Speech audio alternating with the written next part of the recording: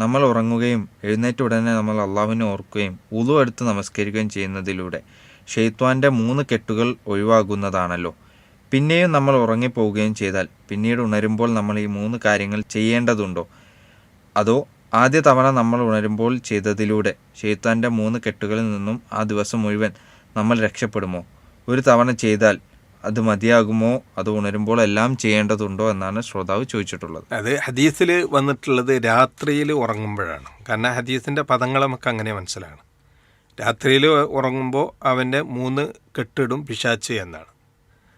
അത് തന്നെ അവരെഴുന്നേറ്റ് ഉറക്കുന്ന എഴുന്നേറ്റ് അള്ളാഹുവിനെ കുറിച്ച് ഓർത്താൽ ഒരു കെട്ടഴിയും, വുളു എടുത്താൽ 2ാമത്തെ കെട്ടഴിയും, നിസ്കരിച്ചാൽ 3ാമത്തെ കെട്ട് അഴിയുന്നതാണ്. പക്ഷേ ഹദീസിൽ പിശാച്ച് പറയുന്നത് എന്താണ്? അലൈക്ക ലൈലുൻ തവീൽ, നിനക്ക് രാത്രി ദീർഘമായ സമയമുണ്ട്, ഫർഖ് നീ ഉറങ്ങിക്കൊള്ളുക എന്നാണ് പിശാച്ച് പറയുന്നത് ആ കെട്ടിലൂടെ.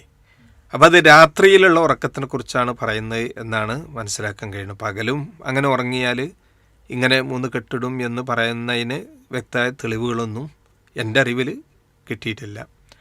അപ്പോൾ ഇതാണ് അതിൽ നിന്ന് മനസ്സിലാകുന്നത്. രാത്രിയിൽ ഒരാൾ ഉറങ്ങുകയാണെങ്കിൽ അങ്ങനെ കെട്ടുകളുണ്ടാവും.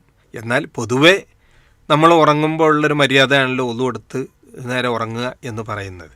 അപ്പോൾ അതേപോലെ ഉറക്കത്തിൽ നിന്ന് എഴുന്നേറ്റാൽ ഉടനെ എല്ലാ സമയത്തും ഇങ്ങനെ നിസ്കരിക്കണം എന്ന് പറയുന്നില്ല. നേരെ മറിച്ച് ഉറക്കത്തിൽ നിന്ന് എഴുന്നേൽക്കുമ്പോഴൊക്കെ അള്ളാഹുവിനെ ദിക്ർ ചൊല്ലുക, പ്രാർത്ഥന ചൊല്ലുക എന്നുള്ളത് ഹദീസിൽ വന്നിട്ടുണ്ട്. അത് അപ്പോൾ ഉറക്കത്തിൽ നിന്ന് എഴുന്നേറ്റാൽ എന്നുള്ള ഹദീസ് തന്നെ വന്നിട്ടുള്ളത് കൊണ്ട് ദിക്റുകൾ നമ്മൾ ചൊല്ലുകയാണ് വേണ്ടത് എന്നാണ് മനസ്സിലാക്കുന്നത്.